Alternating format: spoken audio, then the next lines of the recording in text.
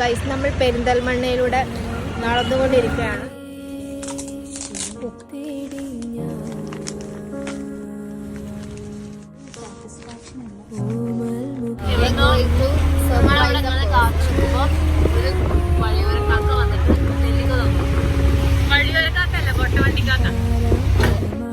ഒരു സർപ്രൈസിനുള്ള ആരംഭമാണ്.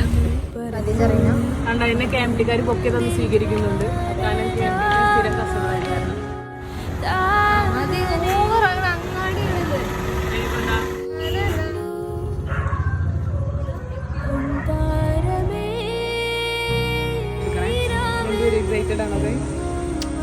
ഞാൻ എടുക്കട്ടെ പുറത്തേക്ക് കാണിച്ചു തരാം. രണ്ടാൾ സബൂറാണ്.